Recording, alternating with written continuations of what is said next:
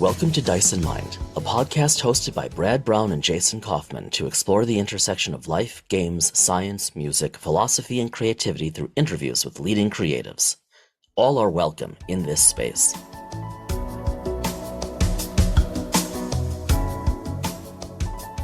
So it's been 176 episodes, 5.5 years. Yep. And it only took up until now. And actually, for those of you who, well, you don't know, but now you will, 2 other attempted recordings. At least 2 other attempted recordings. For us to actually record this, for us to do this in the same room. In the same room. We're sitting together here. For the first time ever. Yep. We've been together multiple times over the past 5.5 years, but we've never taken the time to actually record. We had planned on it at least a couple other times. And we never did it. But we got sidetracked and we did other things. Yep. So we never took the time to actually record, and we have this opportunity because we had a friend of the podcast, Ben Robbins, on. Yes. And this is a great chance for us to actually record together, single mic, single computer, at Dice and Mind Headquarters North, aka your office. Yep. To do this.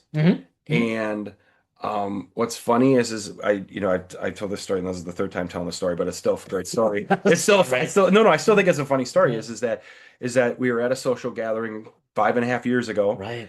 And was talking to your father. Yep. And it was literally maybe 4 or 5 episodes into us recording. Yeah. And talking to him about the fact that we were doing these recordings. And you were just talking to him tonight, and he didn't realize that we were 176 recordings in. Yeah. He was like, "What? You 175?" Yeah. And I'm like, "Yeah." He's like, "How long have you been doing this?" And it's like, "About 5.5 years." And he's like, "Well, when's your next one?" And I'm like, "Well, we release typically every other Monday evening and Monday morning." And he's like, "Wow." I'm like, "It is a little surreal." It is. Like, I don't know how we got here. And it's funny. It just happens. We schedule. You do most of the scheduling, and you do all the scheduling, and it just happens. And the funny thing is we have these phenomenal guests on. Yeah. Now this week I came up originally because ultimately today I have to tell the story. Yeah, you do. Originally, you do. Today has been a day of gaming because we got up early. You had a game this morning with friend of the podcast, Michael Dismuke. We should say it's a Saturday. It's a Saturday. We got up early. We got up before 7 a.m. Yep. And because there were people up even earlier because of their time zones to play this game that you were on. Early morning all the way to way in the evening because we were multi-country. Yeah. And so we spent 3 hours with Michael Dismuke's wonderful Star Trek Adventures 2E game. Yes. His Klingon game. Yes. So that's how the day started. Yes. Then we had a couple hours. Yep. Little break. To clean up. Yep. And then went to lunch with Jim Johnson from Modiphius and Star Trek Timelines and prolific writer, good friend of the podcast. We've known for years now. Can't believe it, Jim. You actually showed up today after having done this a couple times. You still actually showed. We hit a new record of how long we sat to talk. So and the funny thing is I didn't even realize it until we started to wrap things up that we had been sitting there and chatting almost for 4 hours. For 4 hours, we were all chatting, and it wasn't all just literally. I would say less than 50% of it. About 50% of it was Star Trek and Star Trek Modiphius stuff, and it was just general stuff related to the game. Because we can talk. I mean, we were talking. Like wonderful conversationalists. We talked the gambit of stuff: gaming, role playing, life, everything. And then we came home and which is like I had to see my wife. It was the right thing to do. Yeah. And then we had supper all together. Yeah. And now we're downstairs in my home office recording. Now we're recording here, and then we have some. Then we have some stuff that we're going to be doing related to gaming after this. Wow. And then I'm about 4 hours and 15 minutes out from Dice and Mind Headquarters North from my house. Yep. So I'll drive back tomorrow after I wake up in the morning. But it was well worth the visit to see Jim. It was well worth the visit to watch the game this morning in person. Play with Michael and the other guys. To watch Michael and Andrew Peregrine and the other gentleman on the call and everything like that. And it was acceptable to spend time together. That worked out. That worked out okay. So, but yeah, and this episode just Oh, to have Ben back on the Robbins show. back. Yeah. Ben, obviously, as we talked about, of Microscope fame, and talking about This Is War. This And means war. this means war. Yeah. Thank you. Hmm. And this is one of those games we won't get into it until after the Yeah, interview. But because yeah. the name, don't wait until you hear this. The name itself does not Mhm. give it enough justice as to what this game is This about. is really low. Yes, and not only that, we're going to be talking about Microscope 2, which will be going to Kickstarter. Yeah, hopefully soon. Yep. And if you aren't familiar with Microscope, we talked about this Yeah. with Jose Segal, our recent Yep. guest, Yep. where he uses it in conjunction with other games. Yeah, it's really cool. That's just so cool. I love how people have talked to us about how they use Microscope, and now there's Yeah. going to be another iteration of it. Yep. So just phenomenal stuff. Before we head over to the interview with Ben, just a reminder, uh, please, please, please, if you like listening to Dice and Mind, or or you just want to do us a solid but don't want to have to listen to Dice and Mind, and we get that. Trust us, we get We that. do. And we support it. Please rate us, give us 5 stars on your favorite podcast app or platform. Um, Brent and I have mentioned along the way lately that we've been thinking a lot about the future of Dice and Mind, and some things are falling into place. And Good we'll say stuff. good stuff, yeah. And we'll say more about that after late in the episode. But things are falling into place, and we really want to help bring Dice and Mind to a bigger, broader audience. And the best thing you all, dear listeners, can possibly do is to just give us a rating. You don't even have to make a comment, but the algorithms for Apple, for Google, for Amazon, for Spotify, they're all ratings driven. And so if suddenly we go from having a few to scores, okay, who am I kidding? A dozen really good ratings, any ratings, Dice and Mind becomes discoverable, and that's our goal. So thank you very much in advance. More importantly, let's chat with Ben Robbins.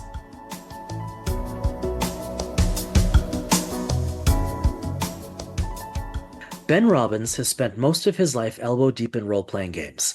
He created Microscope, Kingdom, and In This World, writes the Ars Ludi blog, and spent years running Story Games Seattle to bring total strangers together at the table. He's working on his new game, Rules of Law, as soon as he finishes writing this bio.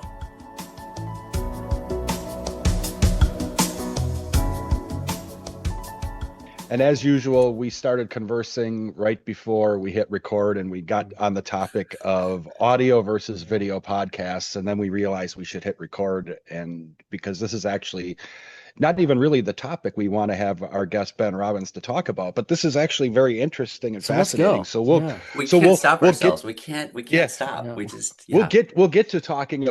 about some of the new projects you're working on, but Wait, but as you first, know, we're welcome back, organic. Ben. Yeah, thank you Yeah for being here. glad to be back. yeah Glad to be Yeah. back. we'll Okay. we'll go anywhere and everywhere. Yeah, preach it, Million Ben. dollar idea. Tell me Okay. this is not a million. Well, okay, or a $0 idea because I think there's no money in it, but I think it's a fascinating idea. Okay. So we're just talking about the whole idea of like being online and be comfortable doing audio, but not necessarily doing video. It's a Yeah. whole different ball of wax. Imagine this. So you know the whole like you do a recording, like an actual play recording of video, but then you watch it and you're like, it's just a bunch of people sitting around a table and they're Yeah. talking. And like as an audience member, like if you're playing the game, that's exciting. But if you're an audience member watching people sitting around the table, you know, it's not that exciting. Unless people are going to be like professional actors and kind of ham it up a little bit more to be visually exciting. So do this instead. Imagine. Oh, I should warn you, there's a storm blowing through the Cape, so if Oh, suddenly yeah. we are drowned out by thunder and rain, that's No worries. why. Yeah. I There's just know noise stories cancellation. We are not hearing any of that. Okay, perfect. Good. Yeah. Or tell me if you are, because it might get crazy. Yeah. Anyways, here's the idea. So you take your recording of your game, and then you have sock puppets. You have somebody recreate the scenes of your game of sock puppets, and you can do little snippets, you can do the whole game. Wouldn't that be much more fun to watch than a bunch of people sitting around the table, like sock puppets just doing the you know the lip Honestly, sync of the voices I talking? That sounds I like fun. think you could potentially indirectly monetize that. I think there would be a market for that. I would watch that. I would watch that in a Right. I heartbeat. don't I would think you're watch alone. every actual play with sock puppets. Right. Yeah. I am going I've to roll my actually 20. Yeah. Yeah, I or think I've just that actually whatever you say, because then yeah. the puppeteer gets to kind of like you do little reaction shots, in between. It'd be great. I love it. I still think there's a market for having us do the podcast with Jason in a bodysuit, but Okay, you just had to um, go there. Yeah. Yeah. And that's that's the that's end an of that's an this old episode. Yeah. that's an It's old thing. But I different actually even audiences, different audiences. Yes, that's a yeah different. Yeah. yeah They would call I Brad's actually even OnlyFans because he'd only have one fan, and that would be himself. The oh digs, the touche. sharp digs. Guys, I don't No, want to say anything. potty I need touche. aloe vera because I Yeah. just got burned. Tonight's But kind of an intervention. Actually, I've been called in to help you to work out your issues. Right. yeah Work through it. yeah. I do think it's a good Ben's not the idea. guest tonight. Ben's the Exactly. therapist. I'm Right. Dr. Ben is Robbins. our new hired moderator. Yeah. Yeah. Sorry, you're No, ready to say it, there's Jason? actually like Twitch feeds and things where people don't do themselves live. It's actually like animation of themselves. Yeah, right. Yeah. I've seen those where it's like Mhm. the ones the VTubers will do, like there's an animated thing even as they're talking. But I think the funny Yeah. is like no, we just play normally. We play the game normally, Yeah. however we want. Yeah. And then But just with a after the sock fact, the puppet. puppet master gets to be like, how do I make that entertaining as That possible? I mean, I don't know how you would do that, and I kind of wonder if you could do it with AI, but No, just a real person with a just a sock. real yeah. Just a real person I mean, with a it would. sock. You'd really Get a have to be puppeteer. Employ a puppeteer. Yeah, you have to be dedicated. But Yeah. but For someone who just likes socks. I think that would have a I viewership think. big time. Yeah, it sounds like fun. Especially if it were something like Pathfinder or Sure, or something totally. Lovecraftian where it's darker, right? And there's a And then lot sock of puppets. right, and there's a lot of death, and so you'd have your sock puppet barbarian raging. I think that would work. Or I can I'm totally. going to- I think it could be. I think it's for all seasons. That'd be great. That sounds Either like a that- Kickstarter. Either that or there used to be a show when my kids were little. I don't know if anyone's ever heard of it. It was called Ubi. I've heard of it. I never saw it. And I heard it's awful. Ubi OOBI, because obviously this is an audio podcast, but that's what Ubi was, where it's people using their hands and then they had googly eyes that they stuck between that's their not creepy at all. Yeah. that is a little disturbing. I think that would actually be more funny if you did it puppets. with. You know what? See. It's a whole world to explore. There's so many possibilities. You could I could see. Yeah. I could see there being like a whole creepy like subgenre. Now there's gonna be like, I think we've just birthed a whole subreddit here within Dyson Mind about. I like it. Well, I'm assuming this is the next creation of Lame Mage. Right? I'll be honest. I thought this a little page. while ago. I thought this a couple months ago, and I was like, "Oh my god!" We've wrestled. Okay, we play all the time. We play a lot, and a lot of times we'll be like, "Wow, that game was amazing." Not just from a story point of view, but from a point of view of like showing how a good game works, like how we work past bad issues, how we negotiate, and then have really good scenes because we have good table rules. Like we can play well. And I'm like, man, I really should be sharing this with the world. But it's also like the second you say to people, hey, we're going to record this, it's going to be on video, everybody it tenses up. Everybody, and that's reasonable. We're not actors, we're gamers, right? And so it's that when I was like, well, how can you get past that? And I think it would be less stressful for people if like, no, this is just audio. Yep. You don't have to worry about it. But then if it's just audio, it's hard to tell who's talking, and you lose that visual connection of like, I'm doing sock. No one can see this. I'm doing sock puppet gestures right now. Wait, so you guys can't hear this? You can't hear this rain? No, it's filtering it all out. No. Wow. Yeah. It's Zoom has really upped its game. It's very loud. Yeah. Okay, cool. Just if the audience is wondering if they can hear it, well, anyway. No, we can't hear a thing. It's perfectly quiet. I think. We look forward to. I give this unto the world. Now that I've said it publicly, any aspiring puppeteers out there can just be like, hey, just take it and run. Get your socks out. Do it. There's the Sock name. puppet. There it is. Get your socks out. That's the It's name just- of the actual play, right? It doesn't even matter what. It's just get your socks out. The latest AP from Pathfinder, right?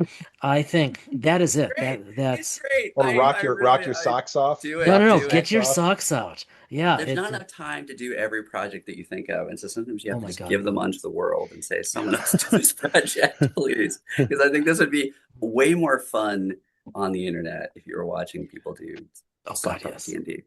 Yeah. Yeah. So Just Dice to thought. Mine is going to take a 4 to 7 month hiatus after this Whoa. episode, and when we come back, it'll be all socks all the time. Okay, good. I was like, I've killed your podcast. What did I do to kill your podcast? We're I going to feel need some bad. production No. time. We're gonna have to We're find going some socks, down first to of all. re-engineer. We're going to have to buy some clean socks, right? Yeah. I look forward to it. That Yeah, would be bulk great. order the Yeah. googly eyes. Ah. Oh my God. Oh, All I can boy. hear is Miss Piggy. Okay, so more seriously, this is a really Kermie, this is a really good topic.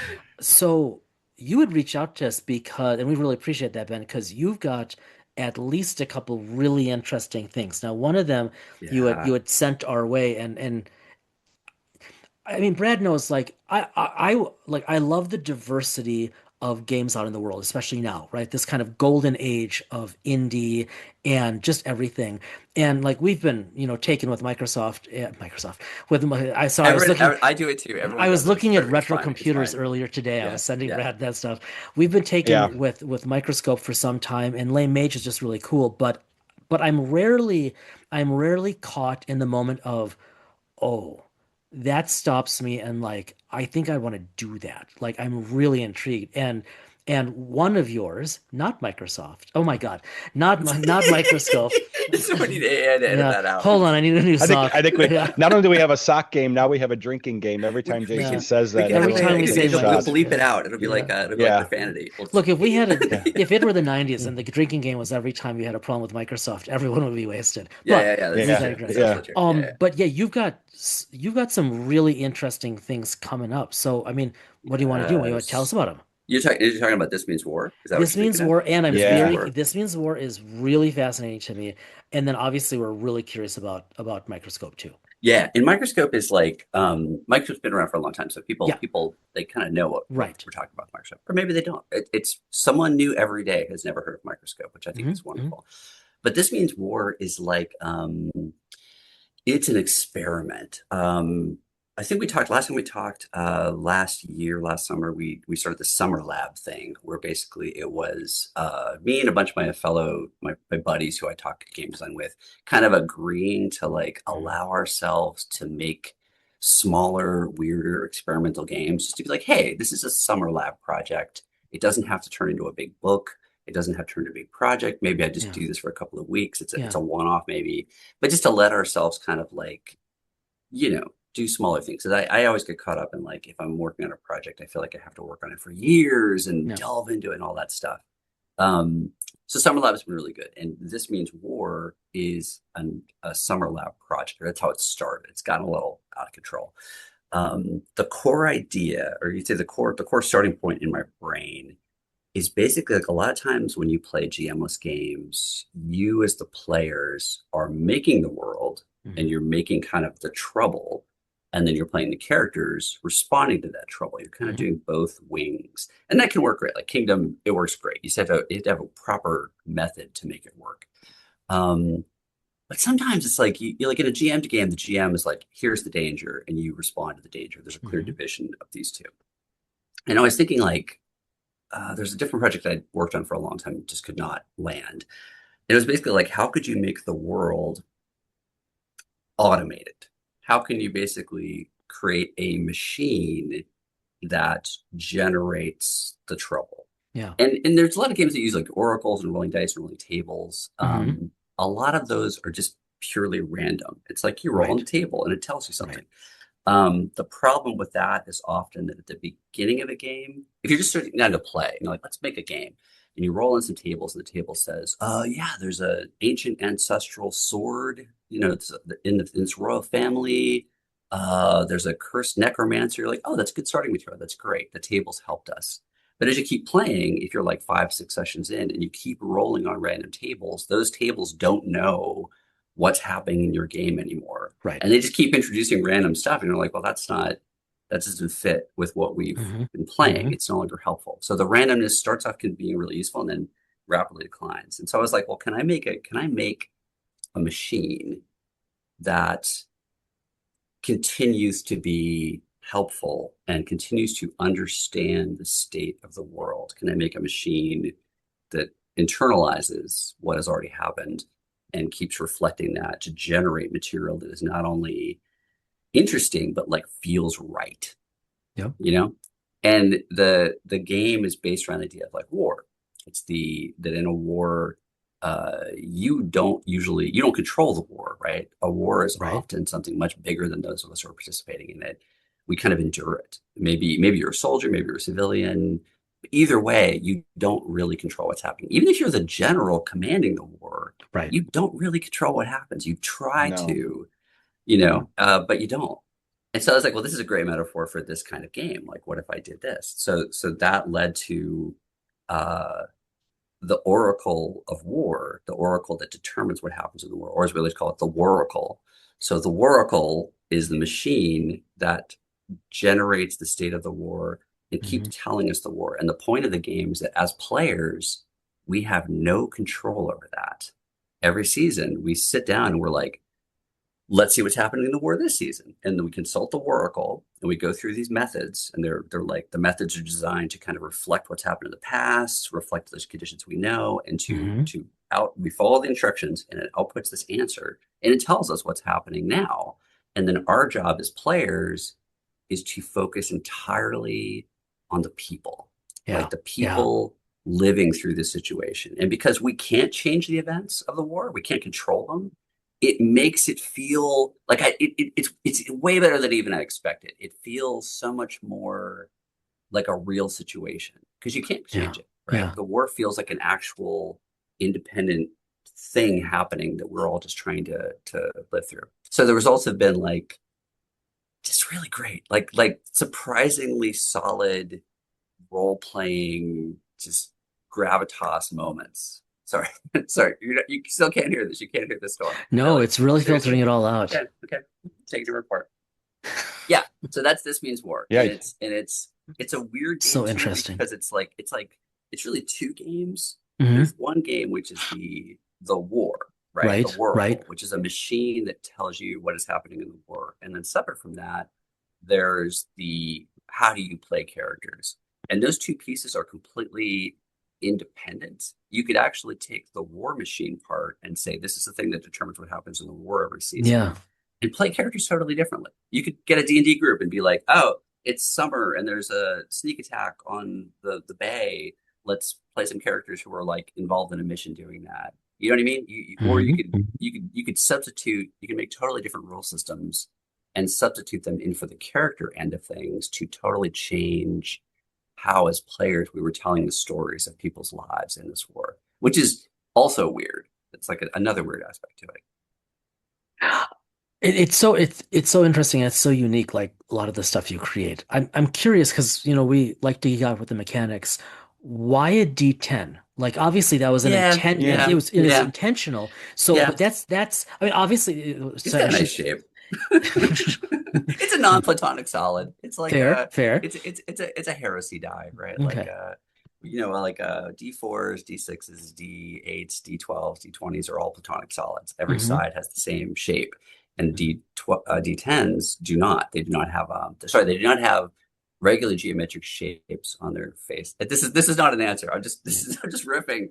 This is not an answer. Like a D4, the sides are triangles. A D6, the sides are squares. They're regular polygons. Right. Whereas a D10 is a made up shape that uses weird lozenges on each side. They're not equal shapes. That's not really an answer. The answer is just that it's the right level of like range, but not too much range. You have to do the percentile dice, but then it would feel a little bit like too much, maybe. Yeah, right. Okay, that makes sense. But I'll tell you, when I'm doing all the analysis of like when I'm calculating what are the odds that the machine is doing what I think it's doing, it's all just percentages. It's like what is the percentage chance that's nice. this will happen every season. So there's a lot of like fine tuning to get it to be correct. And I gotta say, a guy I don't even know. I think he might be in France. If you're listening, I think you're in France. Who just randomly on the internet is playing the game and was like, "Hey, I wrote a program to simulate the wars and to calculate the outcomes of 1,000,000 wars. And here's the stats What? of what would happen if you ran this game 1,000,000 times." I was like, "Okay, cool. That's Good. very Good. cool. Thank you. He Because I've done did. that on a much smaller scale. Monte Carlo at your Yeah, service. that's exactly what he did. He did a Yep. Monte Carlo analysis. Exactly. Yeah. That is cool. So, okay, so This Means War is still currently officially in playtest. Totally. It's free to download. Anybody can grab it right now. Mm. And I will warn you, because it's such a weird experiment, Yeah. I was very focused on like, does this even work? Yeah. So I don't think the rules are very terse. They're very like Mm-hmm. they're not friendly. They're not friendly rules Okay. right now. Because it's very like, this is a procedure. Can this work? But yeah, and there's another revision I'm working on. I have some plans for that. I guess I could reveal these plans. These are some crazy plans. So here's the thing. Here's another weird thing. I'm just gonna bomb you guys with weird things. Please. We, the players, don't control the war. And likewise, when we're following the procedure to determine what happens every season, say if one player isn't interested in understanding that part of the rules, it doesn't matter. Because so long as one or two people can follow the procedure and roll the dice and say, oh, the answer is they're going to retreat from, the plains. Yeah. That's all you have to know. You don't have to know the other mechanics to play the rest of the game. So it's this weird, like, those people rolling the dice have no control over what's happening. They're not making any decisions, but they just have to be able to read the rules and follow them and execute them. Yeah. Which leads to a weird idea that, like, not everybody has to know the rules to play the game. Mm-hmm. And then going even further, and this is kind of getting to the weird stuff, if you had a war going and you rolled and you could say what happened every season, the characters in the game currently aren't even necessarily connected. We're telling kind of separate stories, and they can cross over and they can get connected. But initially, it's just like we're all just different people encountering this war on our own terms, and then we're seeing how these stories maybe weave together. You could, hypothetically, and in fact, this is a plan I have for the future, probably coming in like September or so, play a game of This Means War and invite everyone in the world to play. You could roll one war and be like, in springtime, this is what happens. Anybody out there who wants to, you could form your own groups. You could just do it solo. You could tell your own stories in this same war. And all of us simultaneously are learning what happens next. Massively multiplayer, open world, but it's the same war. That's really intriguing. Exactly. And you could share it with us. You could just keep it to yourself. You could just privately, you could have your own group that does it. You could tell your stories online. You don't have to, but it's unlimited. Like, and you can do a tabletop, which is cool. Yeah. A tabletop analog open world MMO. MMO, right? Yes. Yeah. That's interesting. And just other weird things, like, because it is this weird, like, there's the pace of the seasons, but what happens within the seasons within the characters can kind of speed up or slow down. You can play one season where it's like, oh, we're really into this season. Let's play a bunch of character rounds. Let's not play the normal. It's 2, but it's really going up to 3. You can play, let's play 6, let's play 10. Let's just keep going in this one season. In a different season, you might be like, no, let's just go kind of quickly through the season and move on. Time can kind of expand or contract based on how much we want to explore it. Mm-hmm. I don't know, just there's a lot of weird possibilities. So you're clearly, you're still obviously thinking seriously about this, and more refinement is to come. Oh yeah. There's parts. The core system it works great. I've already made some tweaks that we have a couple wars going on right now that that have just been like amazing. There's going to be more tweaks coming. There's going to be another version of the playtest out, but I'm trying not to bomb people with small changes. I'm trying to only do because people. Here's the thing. I'll tell the honest truth. People get tired of reading rules. Reading rules takes effort. Oh, and if you hit people up with like, here's a little change, there's a little change, there's a little change, it takes a lot out of people, right? People they kind of want a finished product. They're like, don't show me every little bit. Give me a finished game. No. one of my very favorite games out there. I've been trying to really bone up on the rules so I can do a much better job GMing and playing in a few weeks, maybe a month or two. And over the summer, like back all the way back to May, I found I pulled out the starter guide, right? The whatever it is, Yeah, 26 intro to page, yeah, right? yeah, Not the 300. And that sucker is written in, highlighted, and it's like it's a beautiful thing. That's what I'm using for yeah, exactly what you said. Like for 95% of the situations, I just don't have to go back to the core rule book. I can go to the starter book yeah. because, in part, because they did an exceptional job. It's the best starter book I've seen on anything, and it's their second iteration. But like, if I can go flip, and see what I highlighted, and it's only a few pages away, right? That doesn't annoy me. But yeah, if you got to go through rule after rule after rule to find Also, what you when want, you change things, it's the like every time you make a yeah. tiny change, people are like, "Oh, Hmm. wait, is it that way? Is it different?" Like Kingdom was a great example. We Yeah. replaced it as a Kingdom 2.0, and across the span of a couple of years, and I was playing with groups, and I would make like little changes, and it got to the point where the regular groups I was playing with were just like, I can't even remember what the current rules are because we've changed it so many times. I'm like, that's legit. It's not your fault. That's my Yeah. fault. Like Yeah. that's on me. And I'm speaking to all the designers out there.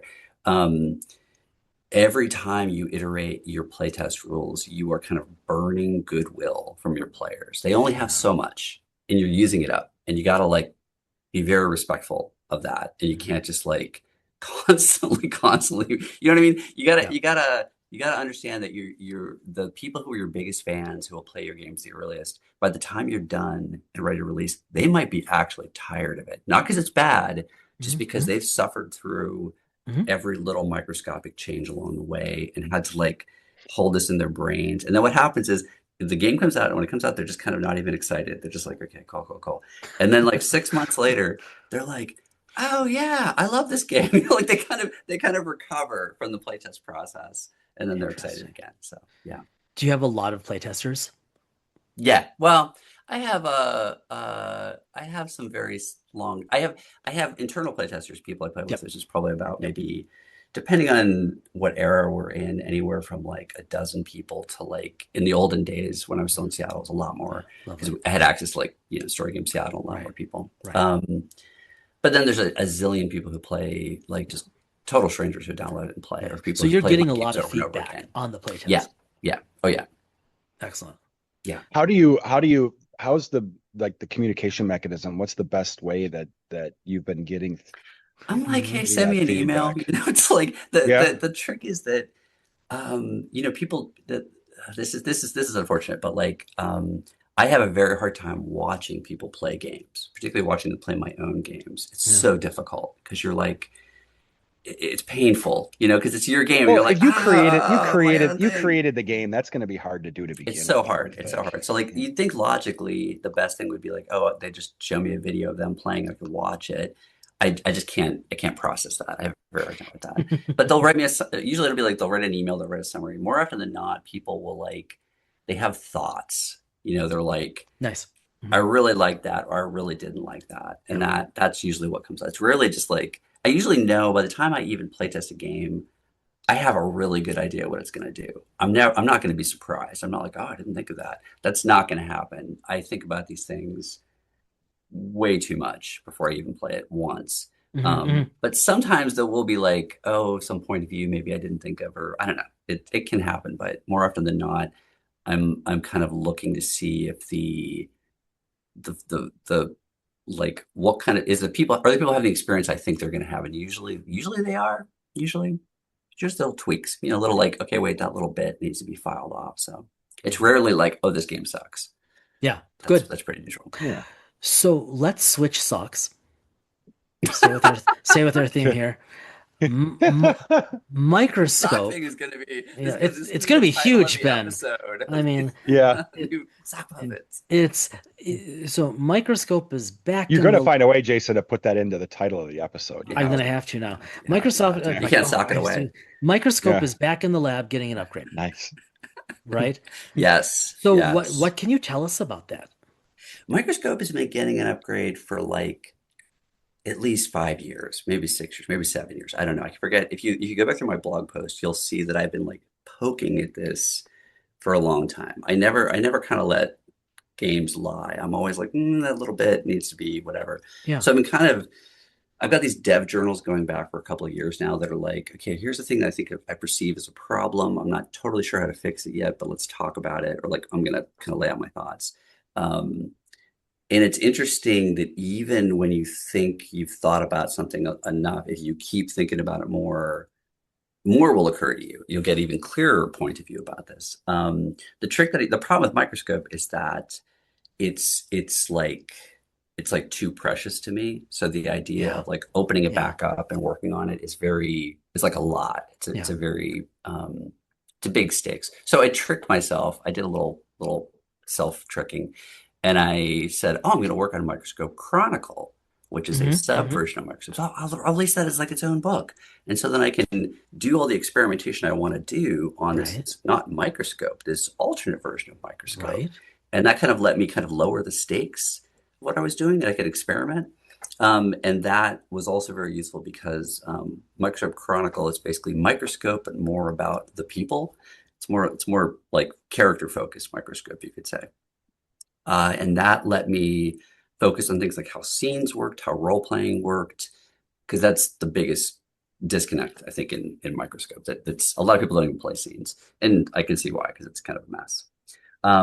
So by doing that, by experimenting through Microscope Chronicle, it let me kind of sneak up on Microscope and really determine whether I thought I had something useful to say. It's Yeah. like I don't want to just like release a second version because it's like, oh, I gotta do it. It has to be an improvement. It has to be, I have to look at it and it's like, no, that's clearly better. That's Yeah. like Yeah. a big step Yeah. up. Worth anyone's time to say like, no, throw out the old copy, look at the new copy. Yeah. And now I am 100% on that track. Like I can see Excellent. clearly exactly the things that I'm doing to make it an easier game. Like I want it to be so that people Hmm. could just like the goal I have is that if I handed you the book and you'd never heard of it before, you could sit down with people, walk through the book, and just play the game straight, Yeah. without any That's preparation. slick. That's the dream. And I think I'm going to do that. And this I think is, I'm I going to do mean, that. this is obviously major because, for example, like you're planning a Kickstarter for your Yeah, second version. So like yeah. you're putting a lot into this. Yeah, and I've been working on this for, like I said, years now. I've Wow. been shaping and like going, okay, can I do it this way? Can I do it this way? And it's like the brain, which that's partially why I'm doing the summer lab thing, is because you can't just beat your head against the wall with a major project. You need like Hmm. Hmm. escape valves for the brain. So things like This Means War was like a fun change of pace. It's a totally different style of game. It's got dice. It's completely different. So it lets me kind of free up my brain. And then when I go back to looking at Microscope again, I'll suddenly realize my brain in the background has figured out all these things that were stumping me, that were like I hadn't even thought of before. I'm like, oh yeah, that's wrong. I can fix that, or here's how I can make Yeah. that better. Or just realizations about things. Okay, like here's a weird one, right? So Microscope, right? You make this big history. The very first thing you do in the game, the very first thing the game asks you to do is to come up with the big picture, which is basically like the short version summary of kind of the whole history. And then the idea is starting from that point, you then dive in and expand upon this idea, right? Hmm. And that is a very big ask as the very first step of the Hmm. game, right? It's weird. It's like, oh, and I've even back with Microscope Explorer, I've played around with ways to make it easier to come up with ideas. And so like, oh, we'll roll on tables to get ideas combined, we'll use seeds, do all these things. And the thing I realized, and this is going to sound heretical, so everybody don't burn me at the stake just yet, is that you don't actually want to be creative when you're making the big picture.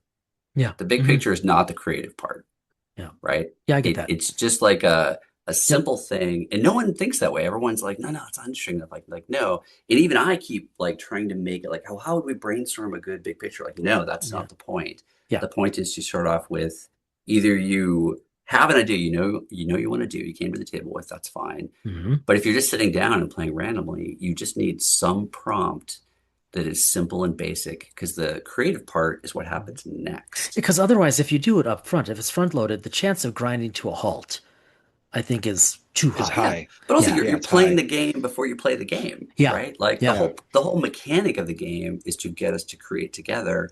And what I was unintentionally doing was kind of trying to make a second game before the first game, but like in a dumb way. So I was like, oh wait, no, that's not how Interesting. this is supposed to work. Mhm. I'm supposed to like, it's just something to get you going. It doesn't matter if it doesn't even have to be a good or creative idea. That's not the point, because you will make it interesting through play. And it's like I always knew that, but Mhm. it's funny how once you perceive a problem, you know what I mean? You go down a rabbit hole trying to fix a problem and then forgetting that that's was never the idea. So Yeah. Now so you, Yeah. and I saw one of your most recent blog post. You're thinking Kickstarter opens maybe October? yeah, probably October. Yeah.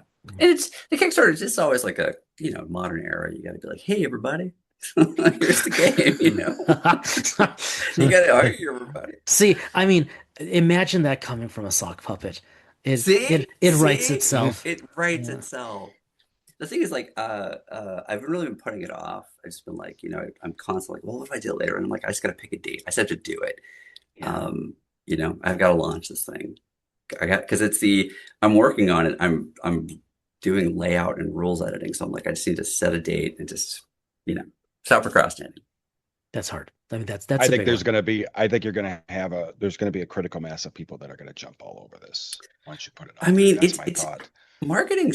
I'm terrible at marketing. I'm very bad at it. People might hear about it, might not. I'm not trying to tell people, but you never know. I'm so bad at getting the word out in the mercurial internet. Yeah. It's like maybe people find out, maybe the word spreads in the algorithm. It's very hard to determine whether people will hear about a thing or not. Will it capture Yeah. communications? I don't know. So, Well, but here's the thing. Yeah. No matter what, it will be there. That's the whole point. Microscope has been out for, oh my God, is it 15 years I was now? I was going to say. Yeah. The idea is to make a game that will last like forever. It's to like, even if someone misses it and picks it up 10 years from now, that's fine. It's going to be there. That's my whole goal. My goal. Yeah, I mean, embarrassingly enough, we were a little bit late to the game. We were 10 years late That's fine. to the game. That's totally fine. I mean, fine. I saw. Totally fine. I mean, you probably don't remember, Ben, but so when I was getting back into gaming, so what, Brett, 2016? Yeah. So somewhere within a few years of that, I was just wandering through the source here near St. Paul, Minnesota, and Is it your game store? It's one of them, but it's the big one in town. Like they are just wonderful. And what I love is, right, they have, RPGs. They have an entire wall of this large store. It's all RPG books. But then, if imagine you're standing there looking up the line, you have this whole wall of shelving to the right. Then on the left, they have racks, and some of them are dedicated to indie. That's And so awesome. like That's this, fantastic. it's Yeah. the people at the source, it's everything you want in your friendly local gaming store, right? Yeah. But I remember looking over, I was just browsing, like I want to try something, I want to pick something up and read something. And I saw him like Microscope, and I mean, like as a scientist, it's like, oh, I'm going to look at that. Yeah. And then Yeah. it was so interesting. But yeah, because that's like, it just drew you in, but it was there, which was super Right. cool. So, yeah, the good stores have it. It's like we said, there'll be people new people are coming into gaming all the time. It's Yes. just the idea is to make Yes. something that you don't want to make something that, or I don't want to make something that's a flash in the pan. I don't want to make something that's like it's the game everyone plays for a year and then forgets. I'm trying to make Mhm. something that's going to be useful to people for like Mhm. a long time, Mhm. right? And that it won't age out. And I think it's very impressive that even now Microsoft sells great. Like people still Awesome. buy Microsoft, but I look at it and I go, wow, that text needs a fix. course. I need to clean that up. Like that's too. I see too many of my flaws in that book. So it's a great book, but yeah, I would definitely. I'm editing the hell out of it. Yeah. So I think when it comes to things like writing, and it's not just writing for sure, but when it comes to things like writing, I am firmly of the opinion through experience, nothing is ever finished. Correct. It's submitted. Correct. Right? You never. Exactly. Okay, so kind of adjacent to this, on this note, and being mindful of time, there's at least one more thing that I definitely want to ask you about, and I think Brad, you'll be game for this too.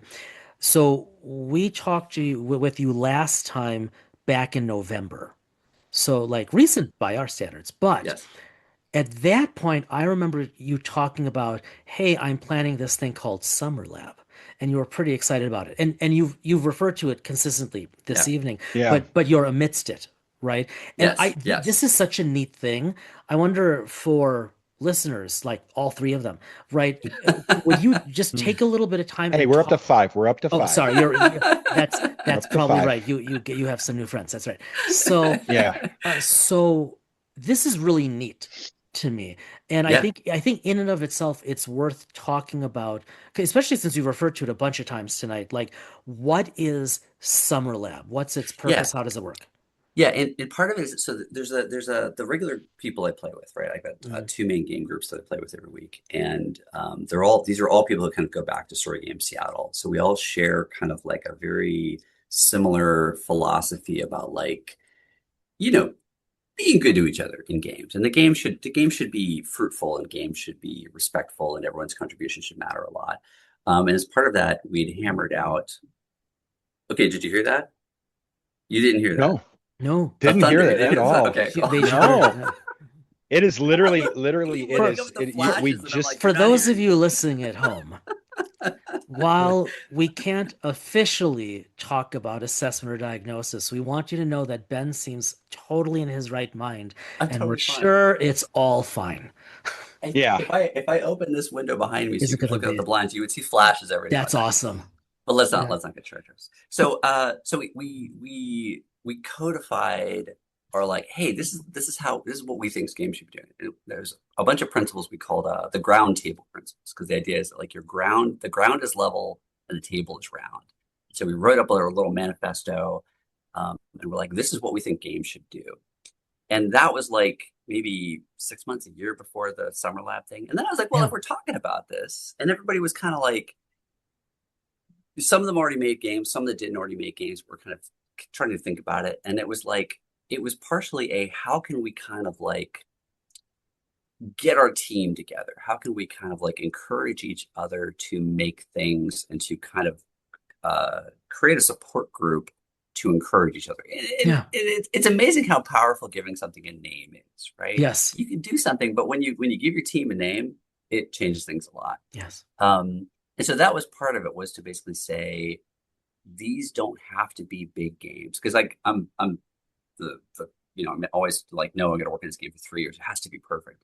And it was partially to give myself, but also my friends, permission to be like, no, it could be a little experiment. The burden to entry doesn't have to be that high, Yeah. but at the same time, it's got to be good, right? So we're simultaneously like following these principles that hold us to like, no, you got to respect the player's time. Like, that's important. You don't just throw out kind of like a half-baked game.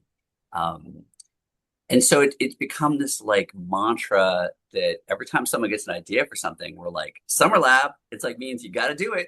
Like, if you have an idea for a game, you should be working on it, because why not? Like the rest of us are. So it's kind of this not peer pressure, but I mean, there's some peer pressure, but it's like a support group. Like, we all have our Summer Lab irons in the fire. Right. And the nice thing too is when one of us is having trouble, and we all have trouble, our designs are they're frequently a mess because we're so picky. Everyone's like, instead of feeling like you're the only person working on something and you're kind of adrift, you know that everyone else is in the same boat. So it's creating this like nice support group. But I would argue, even though it's really was intended just for like me and my buddies to do this, there's no reason everybody else can't be like, I'm doing a Summer Lab game. If you embrace the same principles, basically, making something a little bit experimental, a little bit fun, but with this conviction to making it be something that's like worth. Still can't hear that. Really? Okay. Worth the time. Once in a while, if I really listen, I can hear. Just a reminder, Ben, you're where are you located again? You're Cape Cod. Cape Cod. Yeah, because here because just so that we all know, I actually pulled up the radar, and you actually are like Yeah. right in the middle. Oh man. Okay, so Brad is showing us the radar It's right real. It's now. happening. So we're Look at the waiting lightning for Ben strikes. to be just Yeah. carried away by the And if waves. and Yeah, you're look, and here you could see Cape Cod right here, and you could see all the lightning strikes. Yeah. So that's those me. obviously That's this is me. audio look, I only, mean, but we you're were all in there. when I was in Cape Cod with my family a number of years ago now, like we were there, I think like a week or two after one of the major storms. And so like we saw what those storms do to the beaches, It's to amazing. the infrastructure. Yeah. It's amazing. Yeah, Yeah. it Yeah. is. Yeah, you're getting hammered. I mean, this Yeah. is, and there's like actually um, it looks like there's like a flash flood going. Oh There's like a yeah, yeah, flash yeah. flood warning in that area. So It's interesting. I mean, kind of off topic, but it's very interesting being in a place where severe weather is just kind of a norm. It's like we get storms, we get Yeah. erosion, we get, these nor'easters that blow in. Mhm. I used to live in Seattle, which was like a normal city. And but here it's like, oh yeah, the power was out for 5 days. Okay. I don't think I've no one ever bats heard an eye. Seattle referred to ever before as, quote, a normal city. Well, weather-wise, I'm talking Yeah, for weather. yeah. It's like it's Weather-wise, I temperate. mean, Yeah, right, dreary and temperate, right. yeah, you don't Beautiful get though. tornadoes, you don't get Yeah. like severe weather. It's We it's get, I mean, it, up at the upper Midwest, we get severe weather, but where you are, it's different. yeah. It's also because geography-wise, right? Mm. I don't know why we're going into a dialogue about Cape Cod, but here's what's interesting: because it's this spit of land, there's a Right, bottleneck, right? All the right. infrastructure runs along this spit. Yeah, We're yeah. literally out on a narrow bridge of land.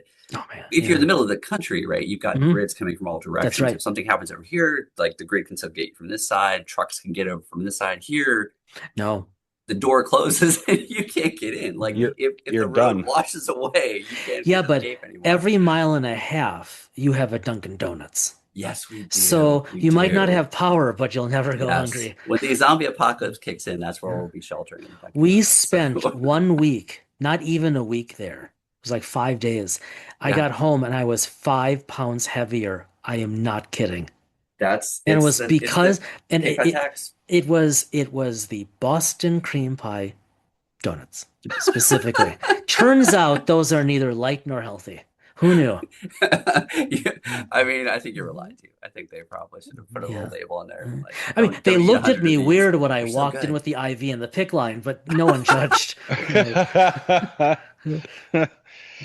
But back to the lab, because Anyway, yeah, this yeah. is all So good. yeah, It's all experimental. Summer Lab Yeah. is and I don't want to give away anything. Yeah. But a bunch of people who I'll name some names of people who are already known games, like Mark and Caroline Hobbs. Caroline, who made Downfall, Mark, who made Eden, and a bunch of other games. So there's just names. Games I'm going to drop as known games. Mark also made Epitaph. Caroline also made Fedora Noir. They're like buddies of mine from the dawn of time. Yeah. We talk about gaming stuff constantly. We have like a gaming hive mind. So them being summer labbed up is like kind of like, of course they are, right? They're the team. But then some other people who are kind of from the next generation of Story Game Seattle are also now kind of getting their feet wet and are making some games that I think are like some real good stuff in there. Nice. Of course, because we're all so picky, Yeah. they're going through the torture of like, oh, it doesn't do exactly what I want yet. It's not examining the situation exactly as I'd like it to. So they're experiencing the anguish that is game design, which is as it should be. That's completely appropriate. You have to be a little bit tortured in game design. So there's some designs coming up that hopefully will be seeing the light of day. But maybe not. Who knows? Maybe they'll get burnt at the stake. That can happen. Sometimes games don't make it. Not every game makes it. That's important. Yeah. And that's okay. Mm-hmm. I mean, but I think ironically, I think there's something to be said by calling it Summer Game Lab. Yeah, I love that. Well, yeah. Well, just Summer Lab feels, because it feels sciencey. And someone literally said like, oh, I think like last year they were like, oh, it's autumn now. Is it autumn? Like, no, it's always Summer Lab. It's like eternal Summer Lab. It could be the dead of winter. It's still Summer Lab. Oh, okay. Summer's fun. Summer evokes fun. So it stays Summer Lab no matter what. And like This Means War, which started off as a nice little Summer Lab project, has grown into a monster where now I can envision I'm already envisioning like multiple types of wars. You could reskin this to be, we're going to do Cold War stuff. We're going to do War of Ideology. It's like where it's not a Mm. physical war, but like different ideas, like Oh, religions or that's different interesting. philosophies Yeah. struggling to take over society. What was it? What's that game that people tend to play? It's one of the Politics? older, Oh, no, well, politics, but it's a politics game that people play.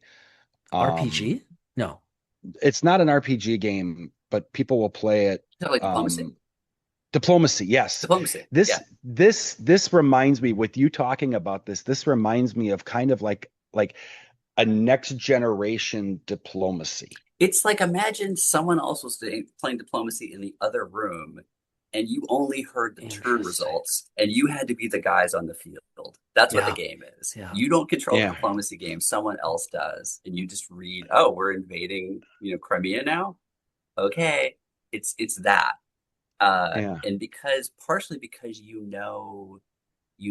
don't control it, it just changes the mindset of the players So much. This is intriguing to me. So you probably are already planning on something like this to be part of, right? Part of the game, part of the book.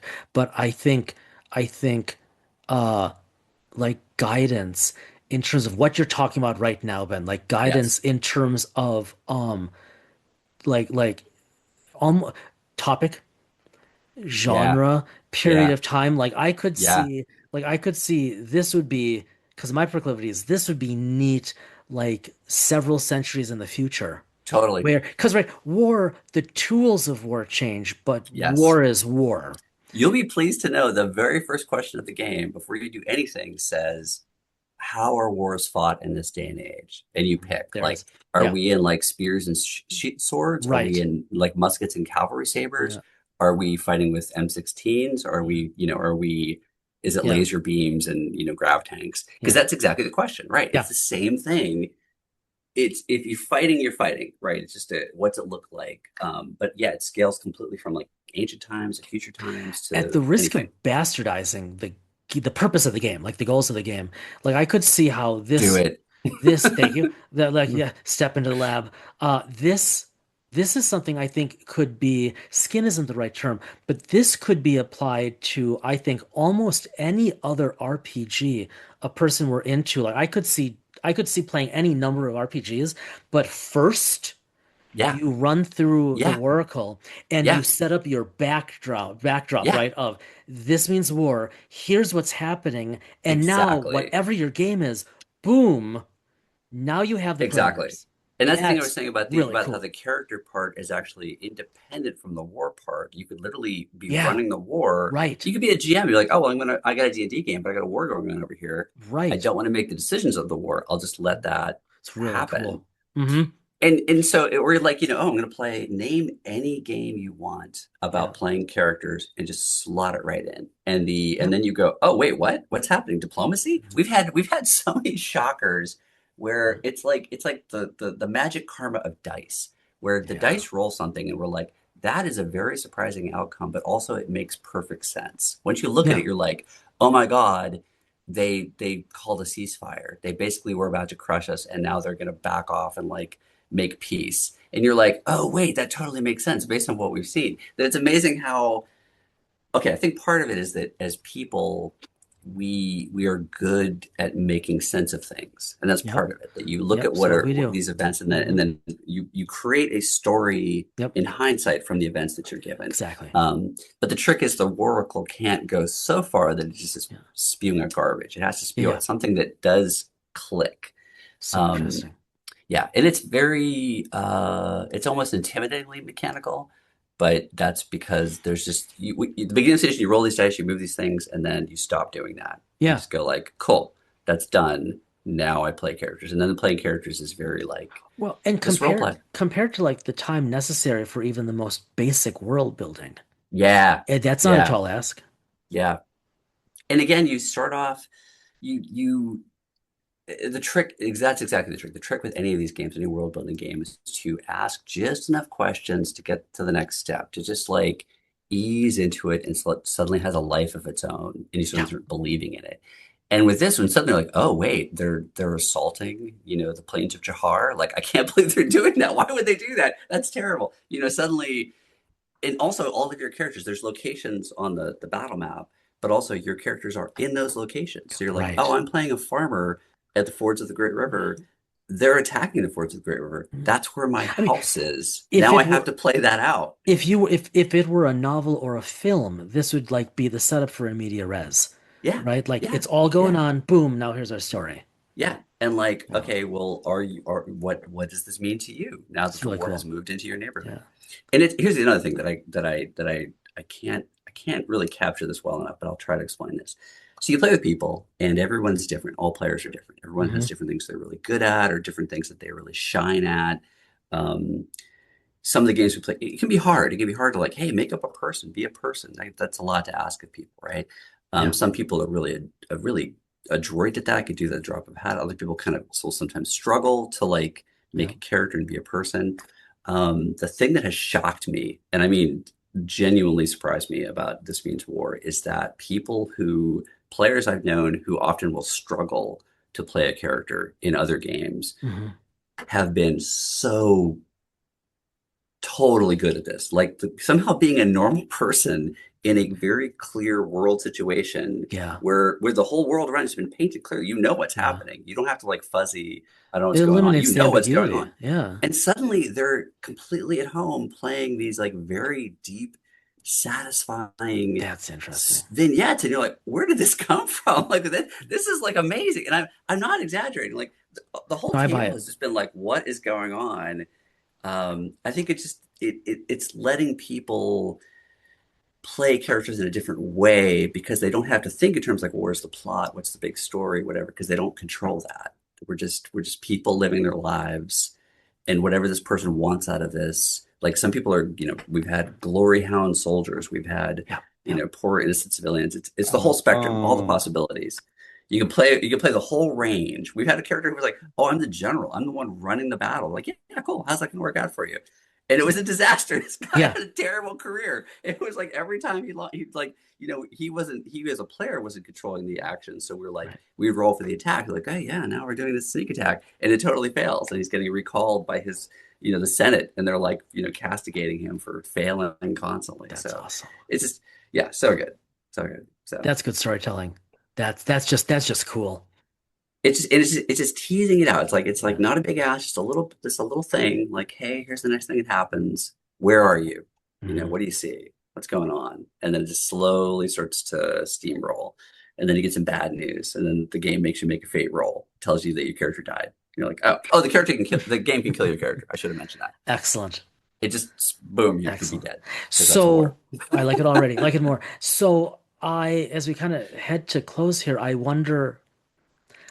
Sadly, I have to assume the Kickstarter for this is not that close on the horizon. No, but it's playable. The idea right, it's playable now. Right. The idea is you can play now. Yeah, I got to get Microscope out the door. I got to finish. Yeah, absolutely. But my idea is basically Kickstarter for Microscope is in October, but I kind of want to also do this this great war, this open world invitational. Everybody gets to play if they want to. This Means War game for fun. Let's just do that for fun. Yeah, and then play it and see what happens. And I think that's going to be a really fun. I feel like I'm just scratching the surface of the things that This Means War can do. So I kind of want to give it some time and just play it. And like I said, it's 100% free download. You can play it right now. Yeah, it's so good of you. I mean, I just love that. It's just so. I mean, someday, of course, hopefully, people will pay lots and lots of money for this. But just right, exactly. Just major respect for that. It's so cool. It's such an experiment that I don't want to rush it because I still feel like there's things that I need to absolutely make sure I'm doing right. So absolutely get the most out of it. Get the most joy out of it for people. So cool, and which is the point, right? I mean, and it's fun. We're having so much fun. Our wars are so sad but so fun. They're so fulfilling. They're so good. They're so. I wish you all could see the smile. It's. I like the idea of war of ideologies, and so cool, Brad. Yeah, or like a Cold War, or like a war where it's just espionage. You could have a different. Basically, you have to take out the one template and insert a different template.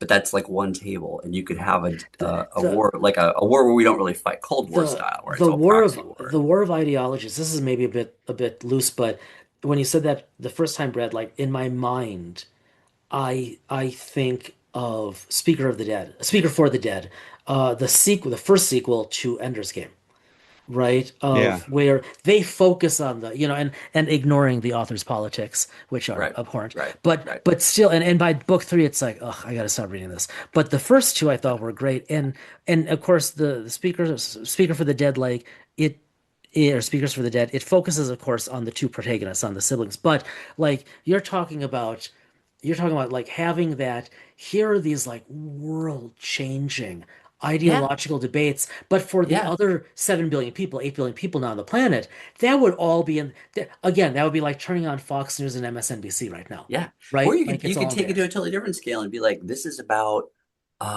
two sides of an art movement. You know what I mean? So it's not really Oh, affecting the whole world, but it's like you could do that. interesting. And you could be like, this is a battle between, maybe realism and abstract art Hmm. and seeing how those two With vie Cubist for extremists. yeah, Yeah, right. exactly. But how Okay. how Yeah. those take over it could be Different either one. music, It could be different musical I was just genres. gonna I say, mean, it could a be, hundred you know, percent, 100%. Or yeah. or gaming genres, like so, OSR versus oh, that's so story Oh, I cool. was gonna be like, Oh my you, God. anything you like could that would take work, the, right? oh, yeah, Yeah. that would be And so interesting. you could go super big scale, like this is going to affect society. This is like, do we embrace, capitalism versus, I don't know, good human Like behavior. I don't know, whatever. 3, 5, and 5e become homicidal, right? Like, yeah. Exactly. Or Oh, jeez. not in this model, of course, it wouldn't be physical words, be like, Yeah. different ideas taking over, more So people interesting. adopting Yeah. them. Yeah. Yeah. What a remarkable system. What a really Once it's when you build for like dynamics, you don't yeah, build for like a specific situation, you build for right. like a dynamic of interaction, and suddenly you're like, well, heck, now I could apply that much more broadly. Like I could use that for so many things. This is so good. Oh, so good. Ben, thank you so much for again and so soon spending time with us. Hopefully you'd be willing to come back like maybe early winter once the Kickstarter's up and running and you kind of have a pulse for that. I'll be And back when I see some sock puppets. I'm here we're for dice we're and waiting for socks. you. I Yeah, want to see that dice and socks in socks. mind, right? Socks in mind. I Okay, want to see that's it. That's it. Next time Let's we're all do on, it. we're all coming back with socks, and we will Right. have Right. that will go Yeah. up on Which is great Twitter. because But it will still be audio only. it will. That's exactly Yes. right. It will Socks. still Yes. be audio. Socks in Yes. Welcome to the theater of the mind, everybody. Yes, We want you to imagine we we'll are have some right. pictures. We'll have some pictures up for Twitter and everything. Much But we'll like give our people. much like our Yeah. wives and girlfriends, just think of us as basically inanimate, Yes, like but we socks. can talk. Right. Think of our Yes. socks. These are just Think of our talking socks. Right. Yes, Right. and I think Yeah. that the choice of socks will say so much about us as people. Like, what kind of socks do we each choose will really reflect our inner I'm characters. like at this point, I'm 100% darn tough. There you go. There you go. I mean, Yeah. it's really I feel like Brad's an a Adidas man, I'm sure. a smart wool is always really good. But Smart wool is good, smart but wool can be abrasive. It's also harder, maybe it'd be harder to stick things to it. I don't know. The googly eyes on there. I'm not sure. You didn't Right. really take. I was gonna they'll be take like, I was the gonna be, hot I was glue. gonna come without the sock with the googly eyes and just be the weird guy, you know. Yeah, don't be the Oh, good, the yeah. nudist of the group. Yeah. Yeah, oh yeah, the nudist no. sock. Yeah, I think no. we would have to kick you out. No hosiery, no hosiery. No. So Just said Oh through my this God. podcast now. Wow. we just took a dark turn. Wow. That was a dark turn. Yeah. Yeah. The people at home don't even know. They didn't see that picture of googly eyes hands thing, so they don't even know what we're talking about, right? We'll, So- we'll What's post. that? I'll post Ubi? Ubi, Oobi, yeah. Yeah. Trust we us, had it's there was legit. some. It makes sense. There's No. a Those are two whole- separate things. There was a whole thing when my It's legit. kids, I don't agree. It makes sense. yeah, when my kid, I watched, it was PBS, I think, and when I Yeah. saw that the first time, Oh. I literally, my former brother-in-law and I were watching this and going, we were watching this and like, this is horrifying. This is actually It's like horrifying back because in the the voices 90s and everything. when Barney and his Yeah, Aryan yeah. child friends were on Yeah. the air. That was a Yeah. disturbing show. Yeah, it's like Yeah, Uncanny Valley of Ubi's a sock different puppets, level. right? Yeah. It's Yeah. like Yeah, sock Ubi's a puppets that aren't different sock puppets. Ubi's a Yeah, different yeah. level. Yeah. Yeah, Ubi was a different level. You know So, what? and you could actually go to the party store and actually buy the googly eyes to stick between your fingers. That was the weird part is we literally went to pick And up you like would know this because we I'm went to just we went to get Halloween costumes for the kids and we were walking through the aisles and I oh saw these things and I'm like, this is just really disturbing I just want to say, as because a people were actually walking society, around. we've lived yeah. through so much. We've really we thought nuclear war was going to take us out, but Oh, we yeah. survived. We survived nuclear war only to Yeah. be confronted by Yeah. dangerous sock puppets, and yet Yeah. Yeah. humanity marches on unstopped. Yeah. Yep. We will not be stopped. With the war in the Yep. background. Yes, Yes. yes, Yeah. the war in the background. Yeah. Yes, Well, that Yes. fits The too war of well these days. ideologies. Ben, so good to see you. Thank you so much awesome. for joining So us much again. fun.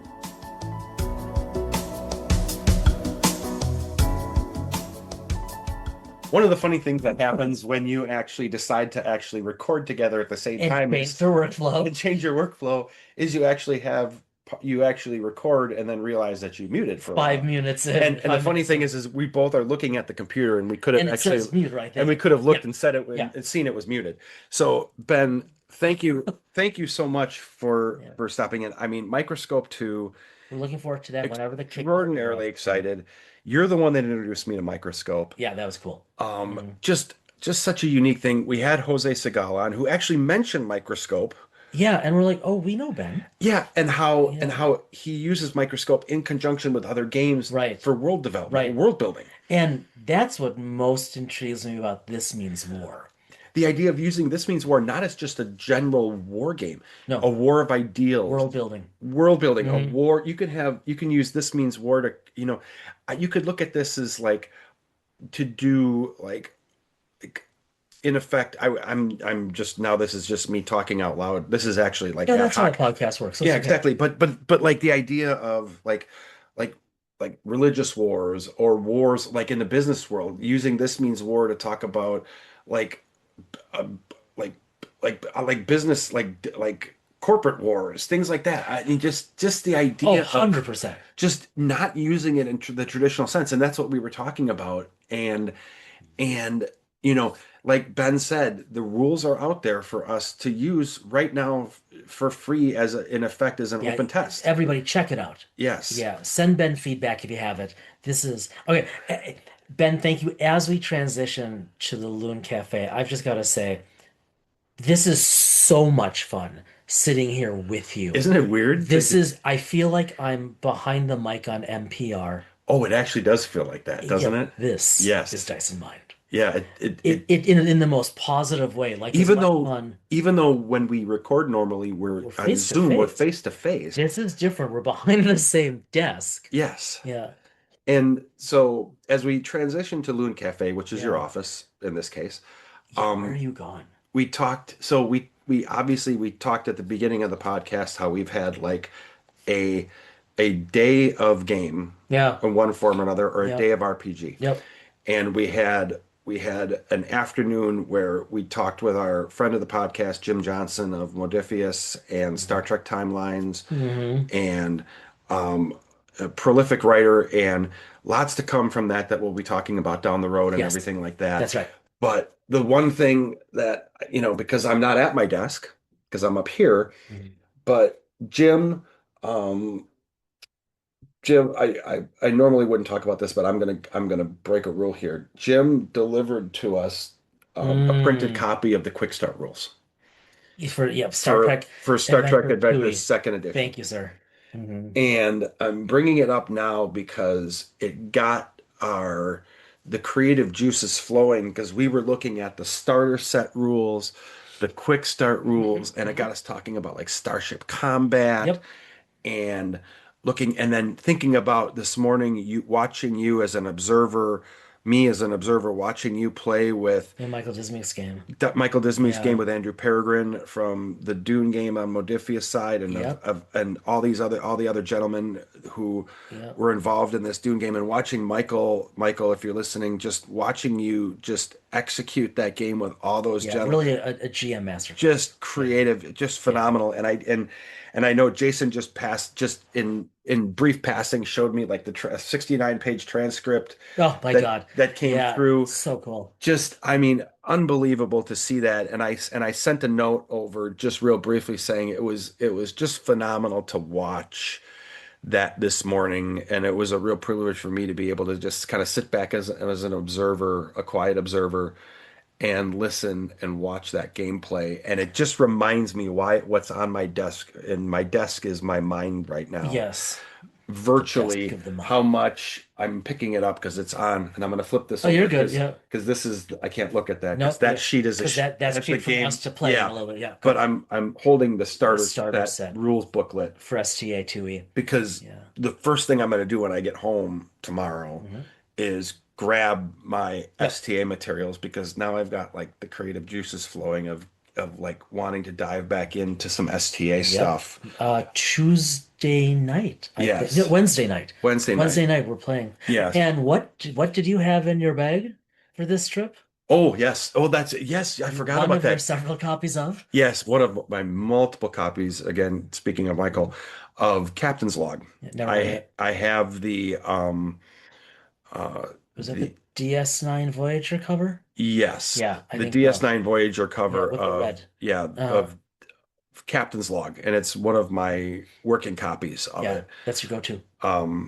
for it because I just find that as a just a great single reference if I wanted to feel like I needed to, and I wanted to, and I always bring up a book and I just Yeah, grab absolutely. something. If Michael were here, I would have him sign it. I wanted Jim to sign it. Um, Mhm. and um, but you brought along the 23rd century Yeah, source book. source Yeah, book, just love it. and it just reminded me too. We were talking about the now in pre-order and 24th century source book. source book, So excited to get that. and thinking about the shelf, about being able to look at the 23rd and 24th century, that material Yeah, all just to together. read Yes. and to think about and to even if it doesn't show up in game, well, it will show up in gameplay, but Yes. just to think about it and to imagine and have just that creative experience. Yeah. Mhm. Yeah. So that's ultimately, like I said, since I'm not at my desk, I'm at your desk, Yep. which is cool beyond measure to record doing this. Yeah, But it's been an STA day. it really has been. Yeah. And it's going to be after this because we're doing some work related to STA stuff when we're Yep. done recording here. Yep. But that's for me. I don't know about you. I'll keep mine quick, and this is a very unofficial announcement. Very unofficial announcement, but I think it's because when this drops, it will be early September. Hmm. So I think because this is so far in advance, you and I are very seriously looking at attending our first con. Oh, that was what we spent last night working on. That's Yeah. what we spent last night. Yeah. And then honestly, and thanks to Jim Johnson, just because chatting with him today, just one of many topics, Yeah. but chatting with him today, I will speak for myself, helped me to clarify what the next, like where we want to go. First and foremost with Dice in mind in terms of a con. And we've heard from so many people about a few cons, one in particular. And after today, and maybe that's all we'll say now because it's early, Yeah. but I think we're convinced enough that like I just rearranged part of my summer schedule professionally so that we have the option of spending that weekend there. Yes. And so, yeah, Dice in mind, we're gonna show up at a con near or not from you, maybe next summer. Yeah, I think more than likely we will. Yep. And we'll do some obviously we're an audio only podcast, but we'll Yeah. do some recording while We we're won't there. have a table or a booth, nothing like that. No, we're not We're that gonna be way. walking around with the mic. Yeah, and just making connections with the folks that we've met. So as we get closer and let folks know where we'll be and when we'll be, we're going to try to connect with the folks and You'll know it's us because we'll be wearing bright white attire with the Dyson Mind emblem, the hat, the polo, the pants, the fanny pack. so we're going to look like two very middle-aged boy band wannabes with Dyson Mind I was logos. thinking, Is that what you're saying? well, it is in retrospect. I was thinking more when Joey from Friends pretends he has a Porsche. Oh gosh. Oh, I remember If you that. know, you know. So, Yes. I thought you were going to talk about, now I'm going to make this explicit, like when he decides to go commando and he wears I all was thinking Chandler's about gear. lunching earlier today. Yeah, Yeah. all of the gear. So we're going to wear like all the Dice of Mine gear at once at the same We time. promise we won't do any lunching at the con. Okay. Okay. Yeah. That's good. So Okay, on that note, everybody, thanks as always for joining us. We hope you enjoyed our chat with Ben truly as much as we did. It is always a treat to have Ben on. Guaranteed, if we have anything to say about it, Ben will be back. Certainly at the very latest when Microsoft 2 finally goes live. We know when Microscope too. I'm sorry. Oh my God, I did it again. You did it again. You did I it in did the it again. podcast and I you did it now. know. I But Ben said it was okay. Remember, he gave you the it okay for doesn't that. make it right. I know. So Microscope 2, that'll eventually we're looking forward to hearing about the Kickstarter. And then we really hope that Ben will come back and waste more of his time with us. I know we've been saying this, but we are actively scheduling guests straight into winter at this point. And we hope we can entertain you and give you something to think about. As always, you know the deal. Be well, stay well. We will see you in a couple weeks.